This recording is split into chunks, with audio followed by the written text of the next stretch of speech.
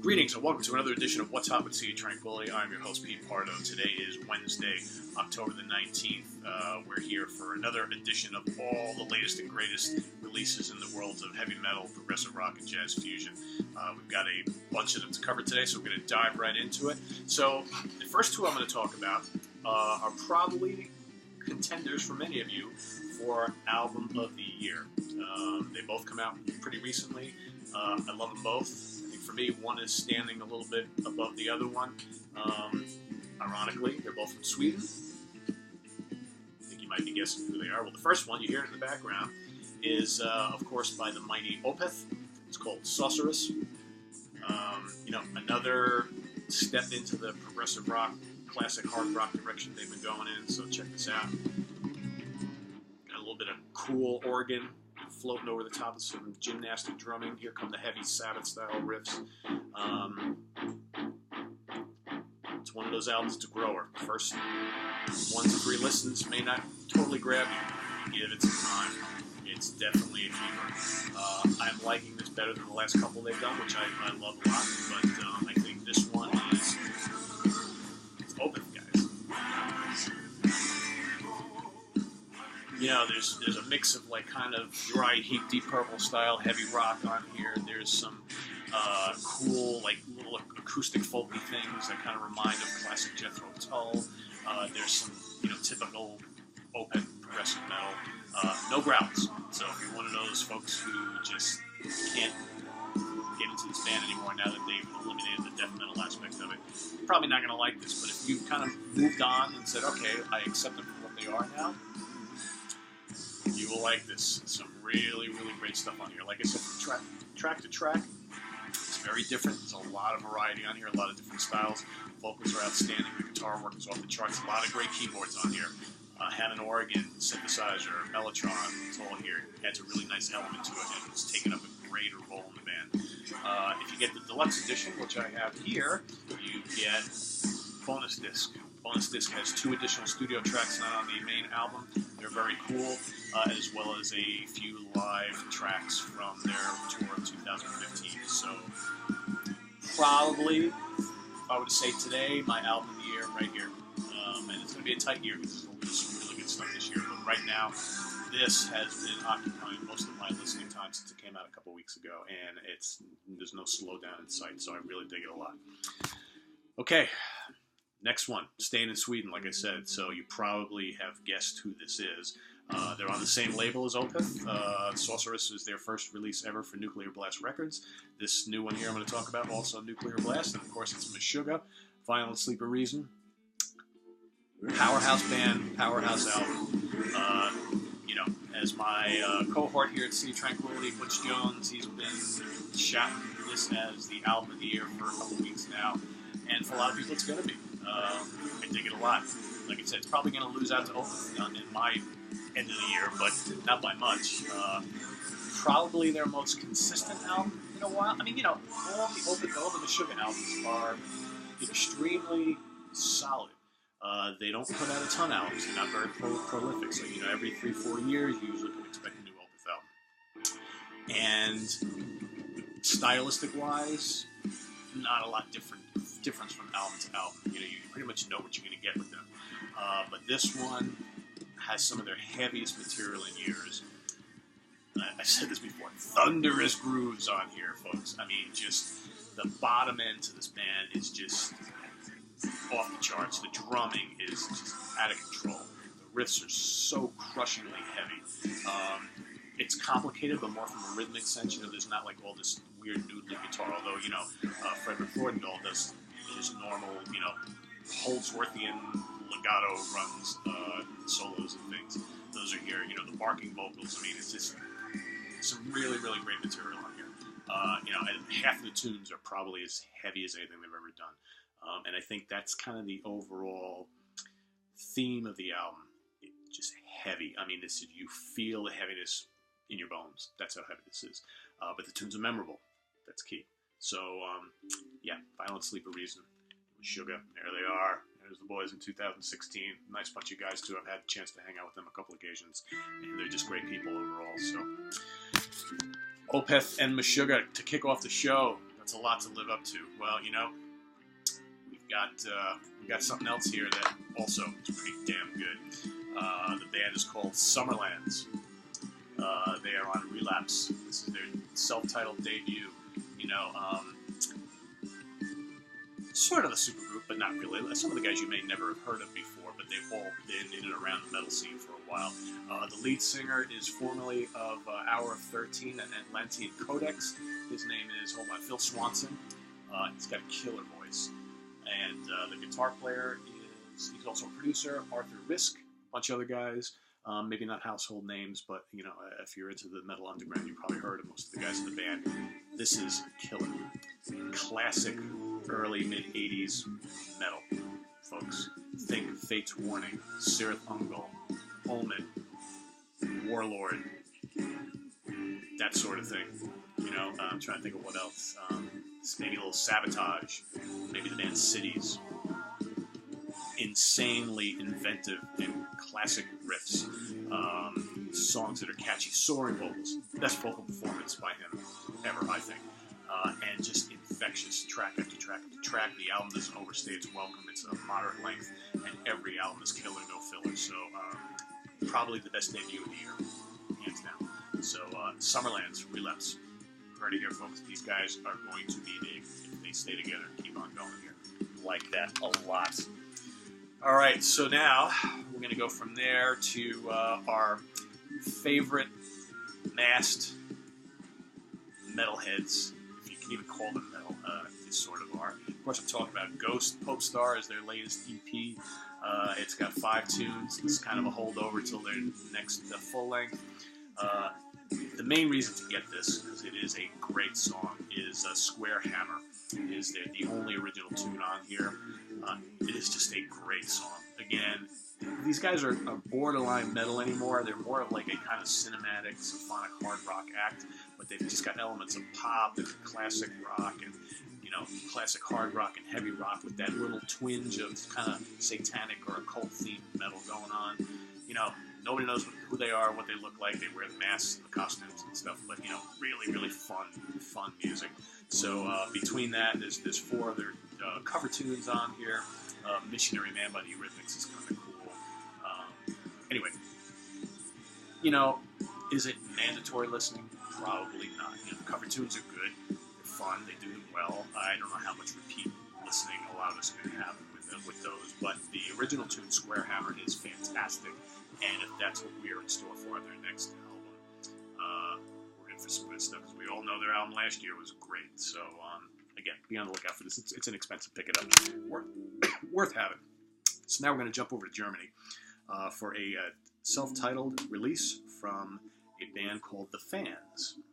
And if you like 70s retro hard rock, you know, if you can't get enough of Grand Funk Railroad and Humble Pie and the Rolling Stones and Cactus and with a little touch of Zeppelin, Deep Purple, and maybe Sabbath, you like this. They're a trio, power trio. It's just good time, 70s style hard rock by a bunch of young guys who just really love that style of music, and it shows in their music. I dig this a lot. It's a lot of fun. I love this sort of thing. You know, normally the Swedes do this great, as we know, but even some of the folks in Germany are getting in on the act. So, Phans, check it out. Very, very good. Very solid. All right, so we're going to jump over to a new live release from a blues rock guitar player who just seems to have something new every time you turn around. Of course, we're talking about Joe Bonamassa. This is called Live at the Greek Theater. This is a live document of his tour that he did in celebrating the Three Kings, which, of course, is B.B. King, Albert King, Freddie King. So it's doing all classic blues covers by those 3 guitar giants of yesteryear. This, of course, was recorded at the Greek Theater out in California. And it's a 2 CD set. It's also available on Blu-ray and DVD if you want to actually watch it. It's great. I mean, Joe's great. He does just a great job paying homage to all these great tunes and those 3 great bluesmen. And impeccable guitar player, impeccable singer. He's got a great band here. You know, Reese Winan on keyboards and, you know, all sorts of other folks. I just dig it a lot. I mean, classy as always. Joe Bonamassa. we'll probably be talking about another new release by him in a couple months. But anyway, it seems to be that's always the case. All right, so from a kind of blues rock guy from the present, we're going to go back in time to one of the greats ever. And I'm talking about Jimi Hendrix. And here is a new archival release called Machine Gun. Jimi Hendrix at the Fillmore East, the first show, 12/31/1969. So most of you will know, if you're a fan of Hendrix, the Band of Gypsies album, which is a bona fide classic, is kind of a best of those 4 shows that Jimi Hendrix and the Band of Gypsies played New Year's Eve and New Year's Day at the Fillmore in New York City. They played 2 shows each day, so 4 shows in total. And the Band of Gypsies album actually took all the kind of best tracks from that weekend, put them on one album, right?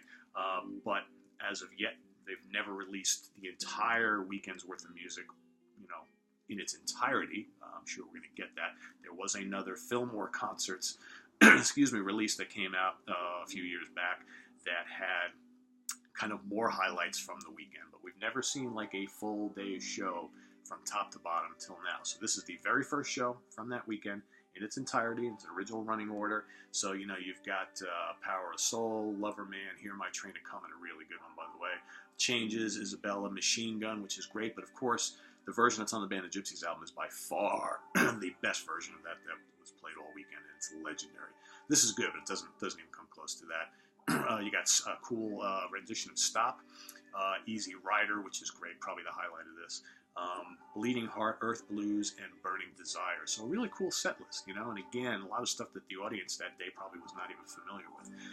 But that's what Hendrix did, that's what the Band of Gypsies were all about. It's like, you know what, take a chance on this new stuff.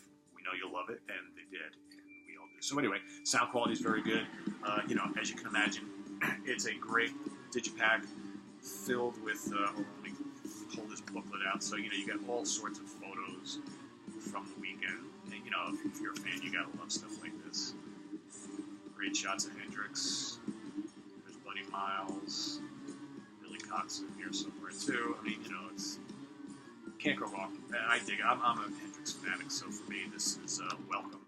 And I'm hoping they come out with individual sets on all the other full shows. So there's 3 more to go. Hopefully, we'll see them. All right, so with that, we're going to move over to a cool compilation just released by BMG.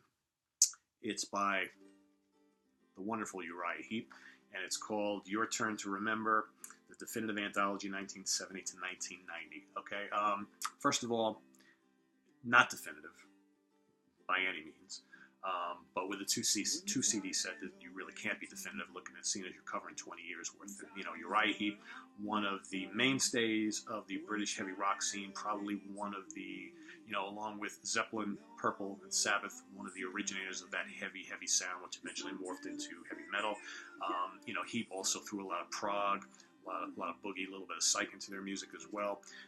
One of those bands, they're one of my favorite bands of all time. I never really felt they got their due, especially from the critics. I mean, these guys were extremely influential. They still are today, and they're still going strong today. So this kind of culls some of the best tracks from, all those albums that came out from 70 through 1989, actually. So, you get, the problem is they really only can pull like maybe 2 tracks from each album because they wanted it to have everything represented. So the mandatory stuff is on here. So, of course, you got Gypsy and Bird of Prey, Lady in Black, Look at Yourself, July Morning, Easy Living, The Wizard, so on and so forth, Sweet Freedom, Stealing, and then, from the classic lineup, right? But then you also get a few tunes from when, the albums that they did after David Byron left. Okay, you also get some stuff from the early '80s with Peter Golby fronting the band, and so if you're new to Uriah Heep and have never really listened to them and want something to give you a nice cross-reference of all their material, at least within this time frame, because they're still putting out kick-ass albums today. That stuff is not on here, but this is a good way to go. Or if you're someone who maybe only was ever into the classic early albums and want like a sampling of some of the stuff they did later in the 70s and throughout the 80s, this is also a good place to go. If you're someone like me who owns everything they've ever done, this is kind of, don't bother. But there is a nice booklet in here that's got, explains a lot about the career of the band with some commentary from Mick Box and Ken Hensley. I mean, it's a nicely put together set. I will say that. So for the kind of Uriah Heep newbie, by all means, check this out, because this is going to tell you, this is going to give you a nice snapshot of what they're all about, and then you're going to want to go dive in deeper. But I recommend it. A good set. With that, we're going to close up with Forgotten Favorites. Here's actually, this almost doesn't qualify because I only just kind of came across this band recently. This is an album from 1971, California band called Shotgun Ltd, self-titled. They were kind of a heavy rock band with some prog going on. I believe this is the only album they ever released.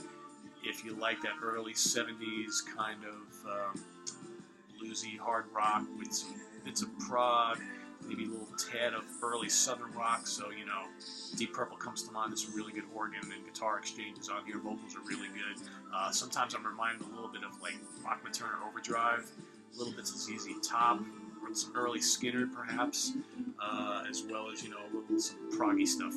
I like it. Really good. Very heavy in spots.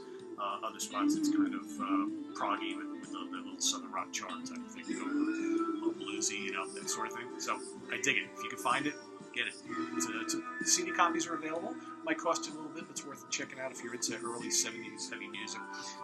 So with that, I'm going to leave you. I've got a lot of good stuff on tap for our next episode, which I'm probably going to be unveiling on you within a couple days, because I just can't hold on. We got releases from Gone, Focus, Cactus. What else we got here? Alter Bridge, Vandergraaf Generator. What else do I have here? Isles, South American Prague, and the Stickmen. I've got 2 releases from the Stickmen to talk about. So, but you gotta wait. So till then, be safe. Enjoy life to the fullest. Check out all this great new music, but don't forget the classics. So I'll see you next time. Take care.